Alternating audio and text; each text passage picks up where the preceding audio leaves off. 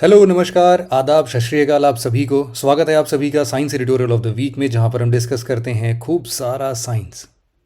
Date 2 नवंबर से 8 नवंबर के बीच में कुछ important article science and technology से रिलेटेड कुछ यहाँ पर दिए हुए हैं। आप सभी ने सुना होगा रश्मिका मंदाना एक्ट्रेस हैं, उनका एक डीप फेक वीडियो वायरल हुआ था। तो आखिरकार ये कॉन्सेप्ट क्या है एक बार इसको समझ लेते हैं।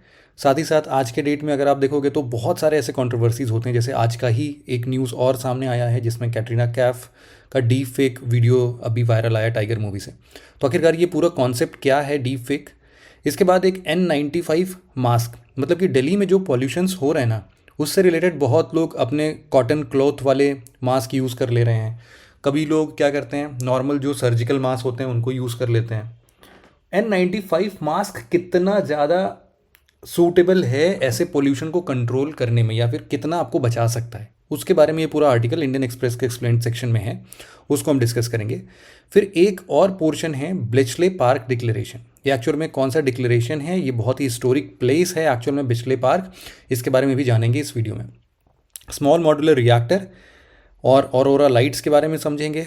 पहली बार देखा गया है एक जगह पर snake venom as a recreational drug, ये भी एक यूनिक सा आर्टिकल है जिसको कि लोग रिक्रिएशनल ड्रग जैसा भी यूज़ कर रहे हैं अब इसको, तो बहुत ही यूनिक और बहुत ही डिफरेंट सा आर्टिकल ये।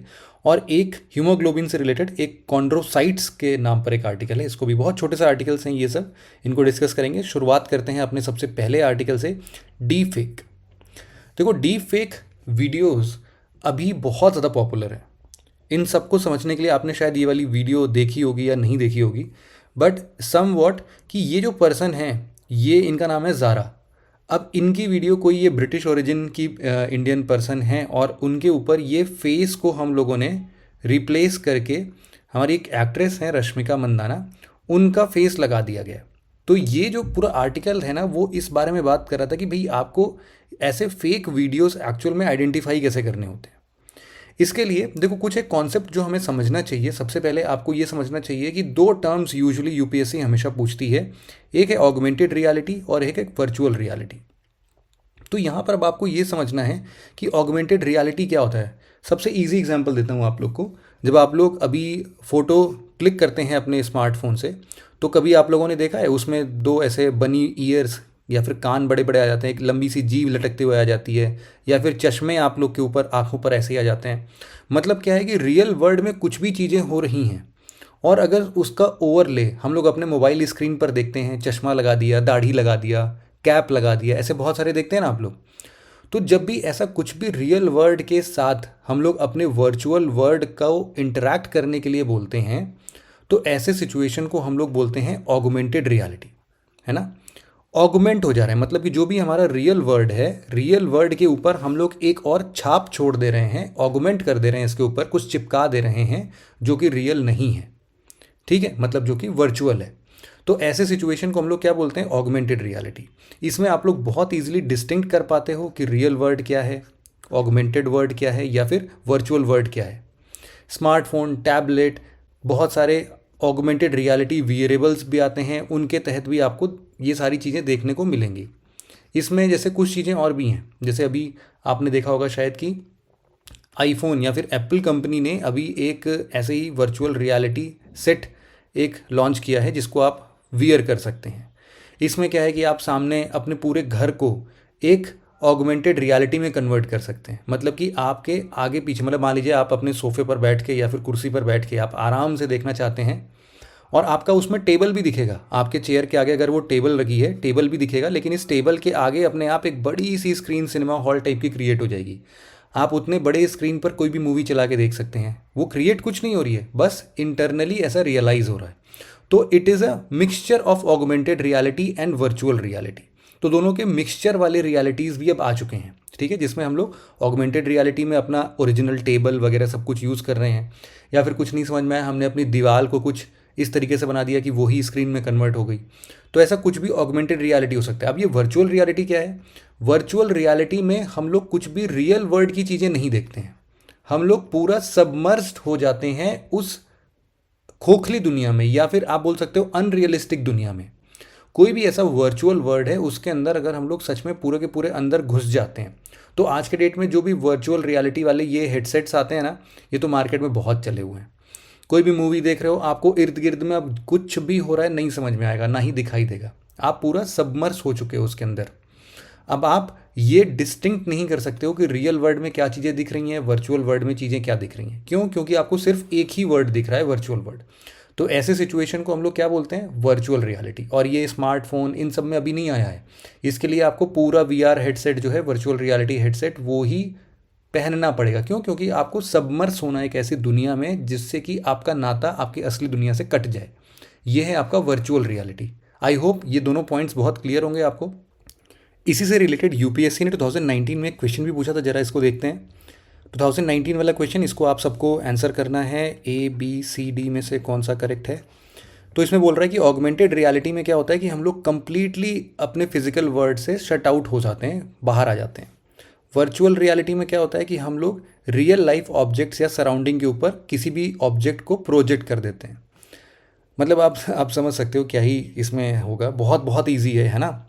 और फिर तीसरा और चौथा स्टेटमेंट इसी AR और VR है, बहुत इजीली आप लोग टैकल कर सकते हो। इसका कमेंट सेक्शन में जरूर से आंसर देना सबके सब, और पता भी चलेगा कि आप लोग कितने देर तक ये वीडियो देखते हो एक्चुअल में, है ना। एक लास्ट में भी क्वेश्चन डालने की कोशिश करता हूँ मैं, ताकि पता चले कितने लोग इस वीडियो को देख रहे हैं इन तक।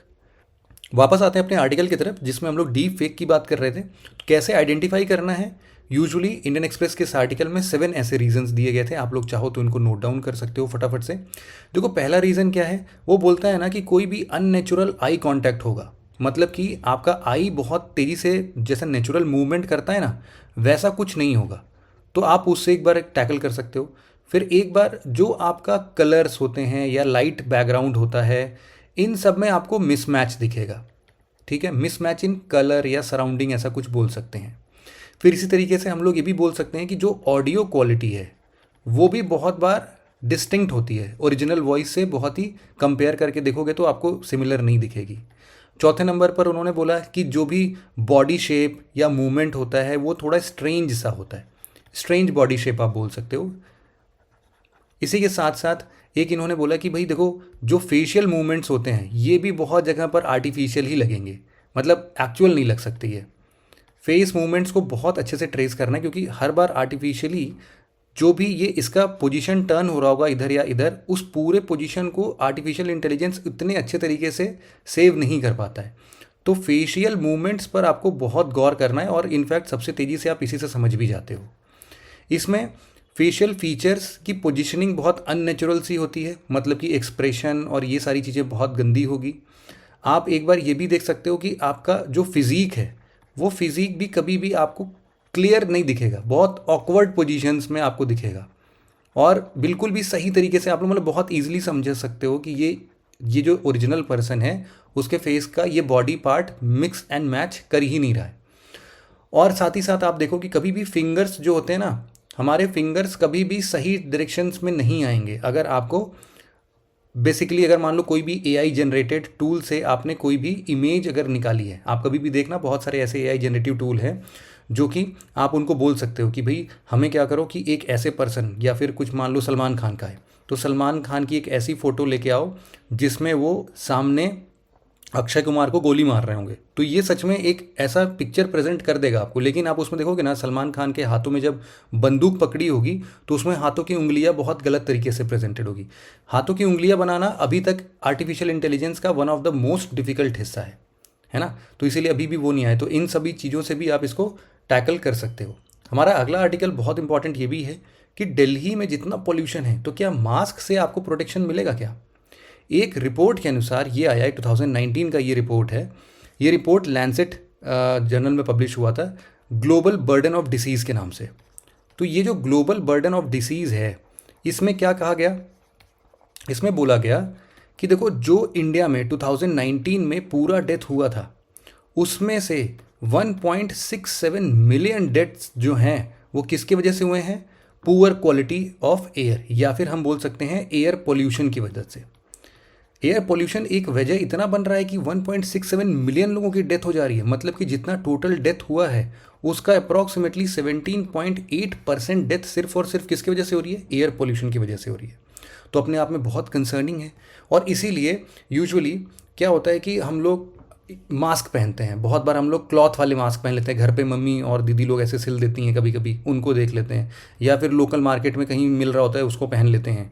इसके अलावा सर्जिकल मास्क पहन लेते हैं, वो जो स्काई ब्लू कलर का आता है, स्काई ग्रीन कलर का आता है, या फिर इस कलर वाला जो होता है उसको पहन लेते हैं। लेकिन आप उसमें देखो कि इन सब मास्क से कभी कुछ होगा नहीं। मतलब कि जो भी दिल्ली का पोल्यूशन है ना, उसके इतने छोटे पार्टिकल्स हैं कि इनसे बहुत ईजिली पास कर जाएगा। तो इसीलिए आपका कोई भी इफेक्ट नहीं होगा इन सब चीज़ों से, पहनो ना पहनो सब बराबर है, जो प्रॉब्लम आनी होगी आ ही जाएगी। तो इसके लिए इस आर्टिकल में ये कोशिश की गई है समझाने की कि देखो क्या N95 मास्क बहुत अच्छा है, या N99 मास्क पहन लोगे तो भी आप ऐसे प्रॉब्लम से बच सकते हो। तो डॉक्टर्स का ये सजेशन है कि भाई अगर आप 24/7 अगर ये मास्क पहनते हो, जो कि पॉसिबल नहीं है फॉर श्योर, और इसमें कोई भी लीकेज नहीं होता है, तो भी जो चांसेस हैं प्रोटेक्शन के वो भी कम ही हैं। मतलब some protection can be offered, only some protection, ऐसा नहीं बोल रहा है कंप्लीटली प्रोटेक्शन, केवल some protection can be offered, but something is better than nothing. तो इसीलिए N95 से N99 मास्क आप पहन सकते हो। अब ये जो N95 है, ये वर्ड में N95 ये सब क्या डिनोट करता है? देखो इसमें क्या होता है कि अगर हम लोग इस पूरे मास्क को बहुत ही क्लियर कंडीशंस में केयरफुली टेस्ट करें और हम लोग देखें कि ये कितने बड़े पार्टिकल्स को ब्लॉक कर रहा है, तो उसमें बोला जाता है कि जो ये रेस्पिरेशन के टाइम पर अगर बहुत ही छोटे पार्टिकल्स, बहुत ही छोटे पार्टिकल्स कितने, 0.3 माइक्रोन के पार्टिकल्स जो होते हैं, अगर उनको ये 95% तक ब्लॉक कर दे रहा है, तो उस मास्क को हम लोग क्या नाम देंगे बच्चों? 95 N95। सिमिलरली अगर यही 99% तक अगर ये ब्लॉक कर दे रहा है तो क्या नाम देंगे? N99। ठीक है, तो ये सिंपल सा लॉजिक है, आप सबको पता होना चाहिए था। तो रिकमेंडेशन है कि N95 मास्क या N99 मास्क लेके आओ, लेकिन उसमें 2 कंडीशन इस आर्टिकल में बताई गया है। सबसे पहला कंडीशन क्या है कि उसके ऊपर एक ना मेटल क्लिप लगा होना चाहिए। मेटल क्लिप नहीं लगेगा तो नोज़ की तरफ से बहुत सारा पॉल्यूटेंट आपका तो ऐसे ही घुस जाएगा, तो उसको पहनने ना पहनने से कोई मतलब नहीं है, इससे अच्छा ना पहनो। तो मेटल क्लिप का होना बहुत ज़रूरी है, साइज़ में बिल्कुल आपके चेहरे पर फिट होना चाहिए, और इसके लिए एक एडजस्टेबल स्ट्रैप आता है। तो एडजस्टेबल स्ट्रैप वाला मास्क जिसके मेटल नोज क्लिप लगा हो, वैसा लेना मास्क N95 या N99, वो थोड़ा हद तक आपको सेफ्टी दे सकता है। बट इसके अलावा और कुछ भी पहन रहे हो तो पहनना ना पहनना इस पोल्यूशन के लिए बराबर है, कोई मतलब नहीं है उसका। ठीक है, अगला आर्टिकल हमारा AI समिट से रिलेटेड है। ये 1 और 2 नवंबर को ये हेल्ड हुआ था। कहाँ पर हुआ था बच्चों? ये हुआ था ब्लेचले पार्क में। ये ब्लेचले पार्क एक्चुअल में लंदन के अंदर में बकिंघम शायर है, आप लोगों ने शायद इसका नाम सुना होगा। तो बकिंघम शायर में ही है, लंदन के पास वाली जगह पर। लेकिन ये ब्लेचले पार्क अपने आप में बहुत हिस्टोरिक इंपॉर्टेंस रखता है, और शायद यही रीज़न भी है कि हमने आर्टिफिशियल इंटेलिजेंस के सेफ्टी को डिस्कस करने के लिए पूरे वर्ल्ड का सबसे पहला समिट इस ब्लेचले पार्क में रखा है। क्या इंपॉर्टेंस है? आप लोगों ने शायद ये मूवी देखी होगी जिसका नाम है द इमिटेशन गेम। अगर नहीं देखी है तो आप लोग कभी भी फ्री टाइम पर इसको देख सकते हो। हिस्ट्री से रिलेटेड है, वर्ल्ड वॉर 2 से रिलेटेड है, बट अच्छी मूवी है।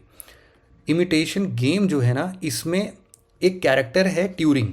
एलन ट्यूरिंग का नाम आप सभी लोगों ने इनफैक्ट सुना भी होगा, है ना। तो ट्यूरिंग जो थे ना, उस टाइम पर नाजीज जो थे वो कोड लैंग्वेज में बात करते थे। उस कोड लैंग्वेज में क्या नाम था उसका? उसका नाम था एनिग्मा कोड। तो एक मशीन उन्होंने डेवलप की थी एनिग्मा कोड के नाम से, जिससे सारा का सारा मैसेज वगैरह भेजा करते थे। तो इस कोड को ब्रेक करने के लिए एक टीम का गठन हुआ था, जो कि ब्लेचले पार्क से ही ऑपरेट कर रहा था। तो जितने ये कोड ब्रेकर्स थे, ये टॉप सीक्रेट बेस यहाँ पर बनाया गया था। तो आप वही बोल सकते हो कि जर्मन एनिग्मा कोड को ब्रेक करने के लिए ट्यूरिंग मशीन बनाई गई थी पूरी। तो आप मतलब ये वाला पूरा देख सकते हो। मतलब ये मूवी अगर देखोगे तो आपको समझ में आ जाएगा, कभी भी फ्री टाइम में देखना। अच्छी मूवी है, सीरियस मूवी है, बट बढ़िया है। तो इस पूरे ब्लेचले पार्क डिक्लेरेशन की बात हुई इसमें बस आपको ये समझना है कि ब्लेचले पार्क डिक्लेरेशन किससे रिलेटेड है? आर्टिफिशियल इंटेलिजेंस की सेफ्टी से रिलेटेड है। ठीक है, इसमें वैसे कोई भी डिक्लेरेशन के जो भी टर्म्स एंड कंडीशंस थे बाइंडिंग नहीं हो गए, ऑब्वियस सी बात है, सजेशन के तौर पर लिए गए हैं। इंडिया से भी हमारे जो इंडिया टेक मिनिस्टर हैं हमारे राजीव चंद्रशेखर जी, ये भी इस सबमिट में शामिल थे। इन्होंने भी पूरी बातचीत की इसके लिए, इंडिया के नाम पर और भी बातें बताई इन्होंने। तो जैसे भी G20 में इसके बारे में काफ़ी डिस्कशन हुआ था। तो इसी तरीके से ना बहुत सारी कंट्रीज़ ने मिलकर अब ये सब बताया कि भाई ChatGPT है, या फिर हम लोग गूगल बार्ड यूज़ करते हैं। तो इन सब के लिए ना कुछ एक फंक्शन होना चाहिए, मतलब कैसे पता चले। अभी हमने डीप फेक वाला आर्टिकल पढ़ा, उसमें भी हमने यही सब देखा। तो इनका सबसे एक ईजी सोल्यूशन क्या है कि जैसे हम लोग हर पेपर को जब हम लोग लिखते हैं तो उस पर एक वाटर मार्क लगा देते हैं, तो इसी तरीके से हर ऐसे वीडियोस फोटोज़ पर आर्टिफिशियल इंटेलिजेंस का वाटर मार्क लगाना कंपलसरी कर सकते हैं। एक ऐसा सोल्यूशन आया। इसके साथ साथ और भी ऐसे कई सारे पॉइंट्स लिखे गए जो कि बहुत जनरल है नेचर में। जब कोई कंट्री जब उसको इम्प्लीमेंट करेगा, बातचीत करेगा, तो फिर हम उसको बोल सकते हैं। और सबसे बड़ा प्रॉब्लम इस पूरे सेशन में यही डिस्कशन में हुआ कि चाइना की अपनी अलग रूलिंग है, इंडिया की अपनी अलग रूलिंग है, यूएसए अपने हिसाब से कुछ चलाता है, यूरोपियन नेशंस जो है वो कुछ और चलाते हैं, मिडिल ईस्ट के नेशन कुछ और चलाते हैं। तो इसीलिए एक कॉमन ग्राउंड्स की बात करनी बहुत ज़रूरी है। तो अभी तो देखो, चूंकि पहला मीटिंग था तो एक शुरुआत है सिर्फ, इसमें कुछ बहुत बड़ा आउटपुट आया नहीं है। बस आपको ये ध्यान रखना है कि ब्लेसले पार्क डिक्लेरेशन आर्टिफिशियल इंटेलिजेंस की सेफ्टी से रिलेटेड किया गया है, ठीक है। इसके बाद कुछ छोटे छोटे आर्टिकल्स हैं, उनको भी हम डिस्कस कर लेते हैं फटाफट से। जैसे कि एक थोड़ा बड़ा आर्टिकल है स्मॉल मॉड्यूलर रिएक्टर के नाम पर। तो जो हमारी सेंट्रल गवर्नमेंट है ना, उन्होंने एक स्टैंडर्ड ऑपरेटिंग प्रोसीजर के तहत कुछ प्रोडक्शन लिंक्ड इंसेंटिव के तहत स्मॉल मॉड्यूलर रिएक्टर्स को मैन्युफैक्चर करने का आदेश दे दिया है।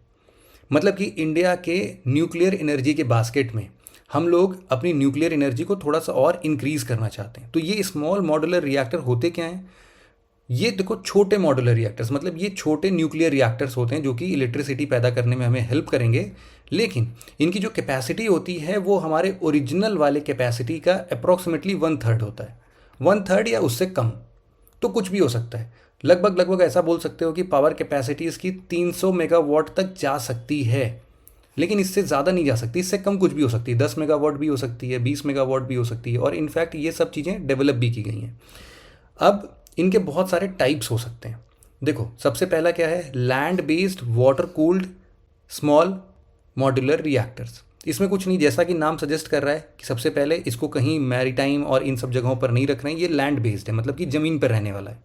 आगे अभी हम लोग पढ़ेंगे कि कुछ मैरीन बेस्ड भी होते हैं, जहाँ पर हम लोग कुछ फ्लोटिंग यूनिट्स लगा देते हैं। रशिया में एक एकेडमिक लोमोनोसोव के नाम से है, ये विश्व का पहला फ्लोटिंग न्यूक्लियर पावर प्लांट है और इसका प्रोडक्शन सिर्फ 35 मेगावाट है, लेकिन ये भी वन ऑफ द एसएमआरस में से काउंट होता है। तो marine based water cooled ASMR भी बना सकते हैं। इसके अलावा land based water cooled ASMR भी बना सकते हैं। तो वाटर कूल्ड का क्या मतलब है कि जितनी भी गर्मी पैदा करता है इस पूरे रिएक्टर को कूल करने के लिए हम लोग वाटर का इस्तेमाल करते हैं। अब इसी वाटर की जगह पर हम लोग और भी कुछ इस्तेमाल कर सकते हैं, जैसे कि हम लोग गैस कूल्ड एसएमआर भी यूज़ कर सकते हैं हाई टेम्परेचर को कूल करने के लिए, मतलब इसको सेफ्टी सिक्योरिटी प्रोवाइड करने के लिए, ब्लास्ट ना हो जाए ऐसा कुछ, तो उसके लिए कूलेंट्स का यूज़ होता है। सिमिलरली हम लोग इसके जगह पर मतलब metal cooled fast neutron spectrum का इस्तेमाल कर सकते हैं। मतलब ये सब बस अलग अलग टाइप्स के हैं कि लिक्विड मेटल का यूज़ कर लिया हमने उसको ठंडा करने के लिए। लिक्विड मेटल कैसा? या फिर हीलियम गैस, या फिर कोई भी लिक्विड मेटल जैसे सोडियम, लेड या लेड बिस्मथ का कोई भी लिक्विड फॉर्म में हमने कूलेंट के जैसा इसको यूज़ कर लिया। फिर इसी तरीके से कुछ मोल्टेन सॉल्ट रिएक्टर्स भी होते हैं, उसमें भी यही होता है कि हम लोग मोल्टेन फ्लोराइड या क्लोराइड सॉल्ट कूलेंट के तौर पर यूज़ कर लेते हैं। सिमिलरली माइक्रो रिएक्टर्स भी होते हैं। जिस हिसाब से ये स्मॉल मॉड्यूलर रिएक्टर हैं, इसी तरीके से माइक्रो रिएक्टर और भी छोटे हो जाते हैं, मतलब कि ये 10 मेगावाट की इलेक्ट्रिसिटी प्रोड्यूस कर सकता है ना, ऐसा कुछ। तो ये स्मॉल मॉड्यूलर रिएक्टर के बारे में हमने बात किया। एक अगला आर्टिकल हमारा ऑरोरा लाइट से रिलेटेड है। तो पहली बार बुल्गारिया में देखा गया ये ऑरोरा बोरियोलिस। आप सबको पता होना चाहिए कि जो हमारा अर्थ के नदर्न हेमिस्फीयर में ऐसे ऑरोरास डेवलप होते हैं। ऑरोरास क्या होते हैं? देखो, ये जो बिल्कुल कलरफुल लाइट्स देख रहे हो ना आप, ग्रीन ग्रीन कलर का, बहुत ही सुंदर लगता है एक्चुअल में ये देखने में। तो ये एक्चुअल में होता क्या है? सन से हम लोग के पास कुछ चार्ज्ड आयंस आते हैं। जो सन है वो हम लोग के पास ऐसे सोलार विंड्स जिनको हम लोग बोलते हैं, ये विंड्स बिल्कुल तेज़ी से स्पीडली ये चार्ज्ड पार्टिकल्स होते हैं आयंस के फॉर्म में, ये हमारे अर्थ के एटमॉस्फेयर में इंटरेक्ट करते हैं। तो नॉर्थ पोल पर टेम्परेचर जब बहुत कम होता है तो ऐसे जगहों पर कुछ जो भी, मान लो कभी ऑक्सीजन से टकरा गए, नाइट्रोजन गैस से टकरा गए, तो जिन जिन गैस से टकराते हैं उन पार्टिकल्स को भी ये चार्ज कर देते हैं और उससे एक लाइट एमिट होती है। तो अलग अलग कलर के होते हैं, जैसे कि कभी डार्क ऑरेंज रेड कलर हो गया, कभी ग्रीन कलर हो गया, कभी ब्लू कलर हो गया। तो ऐसे बहुत सारे कलर्स में ये ऑरोरास दिखाई देते हैं। तो जो नॉर्थ पोल पर होता है उनको हम लोग बोलते हैं ऑरोरा बोरियोलिस, और जो सदर्न पोल पर हमारा होता है उसको बोलते हैं ऑरोरा ऑस्ट्रियोलिस। ठीक है, तो ये दो शेप्स में होते हैं, बेसिकली जो इनकी विड्थ होती है ना, वो मुश्किल से अगर लैटिट्यूड के मेजरमेंट में हम लोग देखें तो 3 से लेके 6 डिग्री तक की ही विड्थ होती है इनकी। और लगभग लगभग जियोमैग्नेटिक पोल से ये लोग 10 से 20 डिग्री शिफ्ट होते हैं हमेशा। तो जियोमैग्नेटिक पोल्स और हमारे जो बेसिक हमारे नॉर्थ पोल और साउथ पोल है, इनके बीच में कितना डिफरेंस है, चलो कमेंट सेक्शन में बताना ये चीज़। आप सबको पता है कि हमारे अर्थ का जो ये पोल है ये थोड़ा सा टिल्टेड है, और इस टिल्ट से भी थोड़ा सा एक एंगल पर हमारा जियोमैग्नेटिक पोल है। इन दोनों के बीच में कितना एंगल का डिफरेंस है, जरा कमेंट सेक्शन में फटाफट से बताना। ज्योग्राफी में आप लोगों ने ये सब पढ़ा होगा। तो उससे भी वो जो जियोमैग्नेटिक पोल है ना, उससे भी 10 से 20 डिग्री टिल्टेड ये दोनों ये ऑरोरास लाई करते हैं। ठीक है, तो जैसे यहाँ पर लिखा है ना, ऑक्सीजन एमिशन के साथ अगर वो करते हैं तो ग्रीन लाइट बना देते हैं, नाइट्रोजन के साथ अगर इंटरेक्ट करते हैं तो ये रेड ग्लो कलर ऐसा कुछ बना देते हैं। तो इसीलिए जो भी सोलर विंड या चार्ज पार्टिकल्स आते हैं उनके इंटरेक्शन से ये ऑरोरा बोरियोलिस और ऑरोरा ऑस्ट्रेलिस हमारे आयनोस्फीयर में देखने को मिलता है। फिर एक बहुत ही अलग सा ये समझ में आ रहा है कि एक रिक्रिएशनल ड्रग, या फिर मतलब रिक्रिएशन नहीं, आप लोगों ने शायद अभी एक हाल फिलहाल में एक बहुत ही स्टैंड अप कॉमेडियन हैं, बहुत ही फेमस स्टैंड अप कॉमेडियन है अभिषेक उपमन्यु। इनका कोई भी अगर एक वीडियो देखा होगा तो उसमें उन्होंने एक नशे करने की बहुत सारे लेवल्स बताए हैं। तो उन्होंने बताया कि भाई अब एक तरीके का नया नशा भी आ रहा है विश्व में, जिसका नाम है स्नेक बाइट। मतलब कि अभी तक जितने भी हम लोग नशीले पदार्थ देखते थे, अब उसके जगह पर स्नेक बाइट भी वन ऑफ सच कैटेगरीज में काउंट हो रहा है। लोग सुबह सुबह क्या करते हैं, उठ के स्नेक से बाइट करा लेते हैं, उनको एकदम मज़ा आ जाता है, नशे में रहते हैं बिल्कुल, है ना, हाई फील करते हैं। तो बहुत ही डेंजरस सा ये जो स्नेक वेनम का यूज़ है, उसको हम लोग रिक्रिएशनल ड्रग में भी यूज़ कर सकते हैं। लेकिन ये रिक्रिएशनल ड्रग को बहुत ही लीगल तरीके से स्मगल किया जाता है। तो $multi-million इलिसिट इंडस्ट्री बनती जा रही है ये। तो उसमें क्या होता है कि जो ऐसे सांप, मान लीजिए कोबरा है या इंडियन क्रेट्स हैं, जिनको हिंदी के देशी भाषा में हम लोग करैत बोलते हैं, तो ये जो क्रेट्स होते हैं इनको हम लोग यूज़ करते हैं ऐसे रिक्रिएशनल ड्रग को यूज़ करने के लिए। अब इसमें कोबरा का वेनम जो होता है ना, वो न्यूरोटॉक्सिन होता है, और ये जो यहाँ पर न्यूरोटॉक्सिन है ना, ये एनाल्जेसिया कॉज करता है हमारे शरीर में। मतलब कि जैसे जब आप लोग का ऑपरेशन होता है तो आप लोग को क्या देते हैं, एनेस्थीसिया देते हैं वो, तो वो भी एनाल्जेसिक होता है। तो इसी तरीके से ये भी हम लोग को पेन फील नहीं करने देता है। तो इसीलिए लोग इससे अपने आप को कटवाते हैं, है ना, इनका यूज़ करते हैं, ब्लड में मिक्स कर देते हैं। और एक बार ह्यूमन ब्लड में ये वेनम मिक्स हो गया तो ये सेरोटोनिन नाम का एक हार्मोन सीक्रेट करता है, और ये हार्मोन सीक्रेट जब भी करता है तो ये बहुत ही हिप्नोटिक टाइप का होता है, बिल्कुल नशे में लोग चले जाते हैं। और साइकोट्रॉपिक इफ़ेक्ट्स भी इनके होते हैं, सेडेटिव्स होते हैं, मतलब आराम से आप किसी को बेहोश करने के लिए इस्तेमाल कर सकते हो। तो इन सब तरीके से इसका इल्लीगल तरीके से इस्तेमाल होता जा रहा है। हमारा अगला आर्टिकल कॉन्ड्रोसाइट से रिलेटेड है। तो अभी हाल फिलहाल में चाइना के कुछ साइंटिस्ट ने एक नई डिस्कवरी में ये पता लगाया है कि जो कॉन्ड्रोसाइट्स होते हैं ना, ये भी हीमोग्लोबिन बनाते हैं। अभी तक हम लोग को क्या पता था कि रेड ब्लड सेल्स में ही हीमोग्लोबिन पाया जाता है, और ये जो कॉन्ड्रोसाइट्स हैं, इन हीमोग्लोबिन के ऊपर इनका भी सर्वाइवल डिपेंडेंट होता है। तो इसीलिए ये लोग हीमोग्लोबिन बनाते हैं। अब ये क्या नया डिस्कवरी है, अभी तक तो हम लोग सिर्फ आरबीसी जानते थे।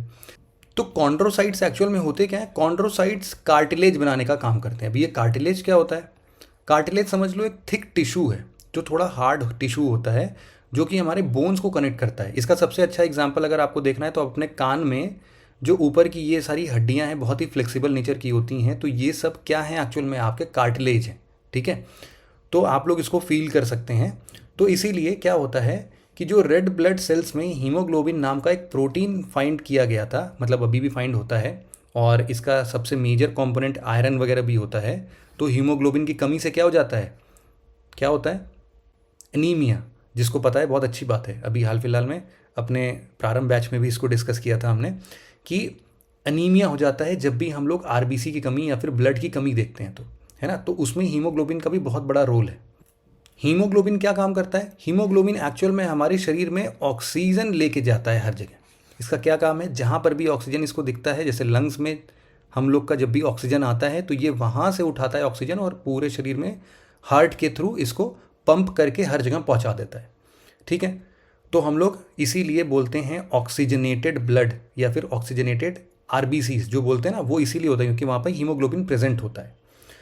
तो यही पूरा आर्टिकल था आज के इस पूरे सेशन में। हमने डिस्कशन किया डीप फेक के ऊपर सबसे पहले, फिर हमने बात किया N95 मास्क के यूजिबिलिटी पर, फिर हमने ब्लिचले पार्क डिक्लेरेशन जो कि आर्टिफिशियल इंटेलिजेंस की सेफ्टी पर बात करता है, स्मॉल मॉड्यूलर रिएक्टर पर बात किया हमने, फिर उसके बाद ऑरोरा लाइट्स यानी ऑरोरा बोरियोलिस और ऑरोरा एस्ट्रोलिस के बारे में बात किया।